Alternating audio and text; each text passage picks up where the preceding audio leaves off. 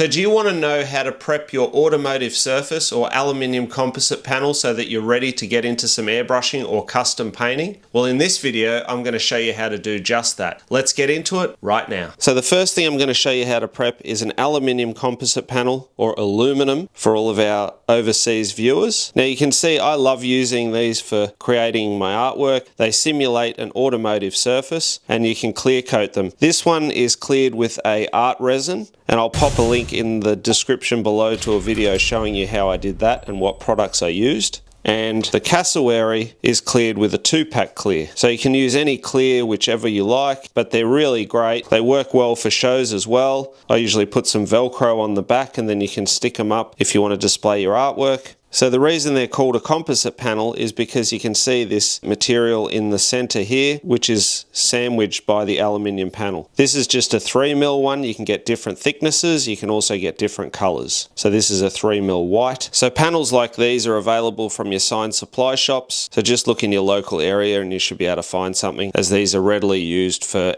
exterior and interior signage. So when you get a panel, you can also buy them in big sheets. You can actually just score it with a knife, just a normal hobby knife or box cutter. Score it about 3 or 4 times, and then all you do is you just snap it off and it'll snap off clean. So you don't have to pay money to get someone to cut them for you. It's very easy to do. The other thing is they've got 2 sides to them. One side is glossy and the other side is matte. I'm going to show you how to prep up the matte side. Either or doesn't make much of a difference. What you need to do is remove the protective film,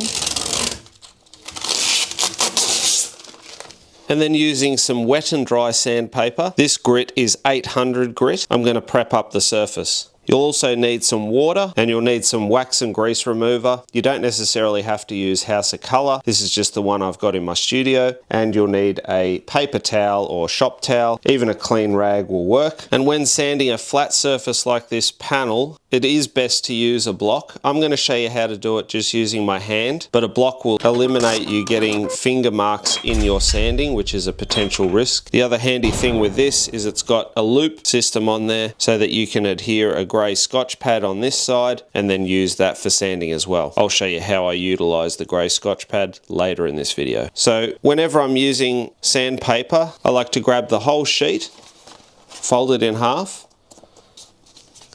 then open it back up again. Then using a ruler, line that up on your crease and then just pull back, and it's going to give you a nicer edge. Then I like to fold it in thirds, and that way it's easier to utilize in your hands. So even though there was a film on this panel and as you can see it's nice and clean, I would recommend using a wax and grease remover first. Grab yourself a couple of pieces of the paper towel. You can scrunch them up if you like. Pour a bit of the wax and grease remover on the paper towel, and you can use the paper towel to sort of hold onto the panel so you're not contaminating it and getting fingerprints on it or oil from your fingers. You can also wear gloves. So you wipe it on, and then using the dry cloth, you wipe it off. So it's your typical wax on, wax off type scenario. You can do it a couple of times, but now I know that that surface is clean. As an added step, I'm not going to show you, but I do utilize a water-based degreaser just to make sure that I've got all the residue off there. But if you just got the solvent version, it will work fine. Now using my water, I'm just going to spray that over the panel, and then grabbing my 800 wet and dry sandpaper and put my fingers down and just carefully begin sanding. Now you can see the position of my fingers. I'm not sanding like this. If you sand like this, you'll get finger marks in and you can create grooves. You need to sand using the palm of your hand. Okay, so this part only. So you kind of lift up your fingers and then just carefully move that around. You can go in a circular motion, or you can also go up and down, diagonal, left, right. It's not as crucial with a panel like this, especially if you're covering the whole panel. And once you clear coat it, any scratches will disappear. That's why we use 800 wet and dry. If you are working on top of something that is a metallic surface, then I'd recommend you sand with a 1200 wet and dry. But always do a sample panel, so complete the whole step before you attempt to do this on a customer's vehicle, hot rod, Harley tank, that sort of thing, because then it can be a very expensive exercise if you make a mistake and you have to fix it. All right, I'm still lifting up my fingers using that palm of my hand. You don't have to go heavy with it.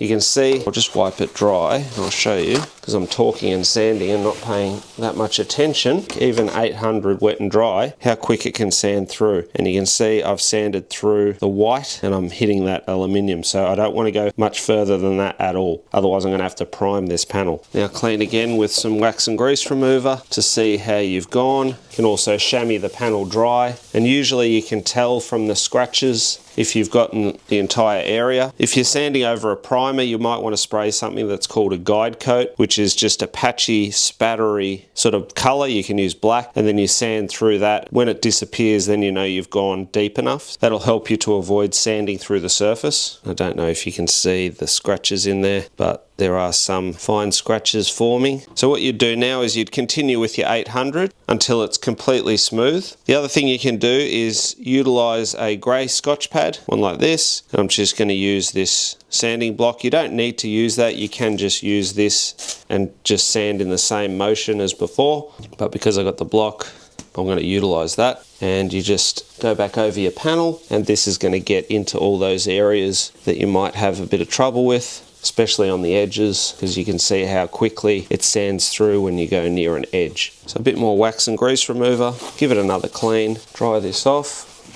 And now your panel is ready and you can begin airbrushing onto it. And then when you finish, you can clear coat it to protect your artwork. So what happens if you want to work on top of an artwork like this, or if I want to do, say now, a colored background on this particular artwork? You can see this one has been 2-pack cleared. So what I would do is, again, wax and grease remover. That makes sure that the surface is clean. And then you would utilize, depending on how much clear is on there, either 800 wet and dry, or I would be more inclined to start with a 1200 wet and dry. Going to go a lot slower, but you've got less chance that you'll sand through. And what you want to do is you want to get it so that all you can see is a smooth, flat surface. So it'll look as if it's been sprayed with a matte clear. So if sanded correctly, it'll have more of a flat appearance like this. However, you're going to see scratch marks in it. And now what if I take this bowling pin as an example? If I wanted to airbrush on top of that, how would I go about prepping it? Well, again, you would utilize a wax and grease remover first to get all the grime off it. Because it's more of a curved object, it's not flat, it is going to be a lot more difficult to work on. However, you can see this one has some bits and pieces missing. It's not a perfect bowling pin. So for something like this, I would want to prime it. You can also see we've got some printing on there and some raised areas. Don't know if you can see that on camera, but just there. So things like that you would need to sand first. And this would need a more aggressive sandpaper to start with, especially if you're going to prime. Otherwise, it's going to take you a lot longer to sand through using an 800 wet and dry. So 800 is really just for panels like the aluminium panels, or freshly clear coated items like your Harley tanks, a bonnet or a hood of a car, that sort of thing. So if this was, say, a brand new pin, I could get away with potentially just sanding it with 800 wet and dry, and then go ahead and paint it and then clear it once it's done. For something curved like that, again, use your sandpaper. You can use a block. You can also utilize the grey scotch pad, because that's going to get into all these little areas a lot easier. So a combination of both will allow you to prep something like that nice and easily. So one thing I want you to keep in mind is that everything I've shown you in this video, I've just given you a very generic rundown. There's lots of different issues that can occur when prepping up any automotive surface. And you've got to keep that in mind, that sometimes it may be best to take it to a professional. Personally, when I used to do all the commissions, I used to outsource all of my prepping and clear coating as well as the color change. So say for instance, I was working on a Harley, I'd have custom painters that I would use. I'd take all the parts there, I'd tell them what color the customer has requested. They would prep up all the parts for me, have everything ready to go and sanded. I would focus on just doing the airbrushing. I would then seal all my airbrushing with an intercoat clear. That's not necessary, but I did like doing it because it just gives it a little bit more protection, especially when you're transporting it. And then I would give it back to them and they would clear coat it and finish it off. That way, there was no issue for me. Yes, I had to pay them, but in the long run, it worked out a lot better because I could just focus on the artwork. And if there were any issues, then obviously the painter would have to repair those issues and then effectively pay me again to re-airbrush the job. So if it's something for yourself, by all means use what I've taught you in this video and experiment. And as I've mentioned, always do a sample panel. Still do a sample panel if it's for a customer. if you do want to attempt it yourself, but just keep in mind that you have to make sure that you follow all the steps properly. I'd probably look up some more in-depth videos here on YouTube showing you how to properly prep something by a professional spray painter, because I am not a professional spray painter. I'm just an airbrush artist, so keep that in mind. I'm just sharing what I use. So if you want to learn more and fast track your airbrushing, then you can definitely check out our online airbrushing course at airbrushaasylum.thinkific.com. And if you want to continue your learning by watching some of our free videos, then you can check out some of the videos that I've got listed here. And until next time, go grab your airbrush, do some amazing artwork yourself, and I'll see you again very, very soon in the next video. Thanks for watching. Bye for now.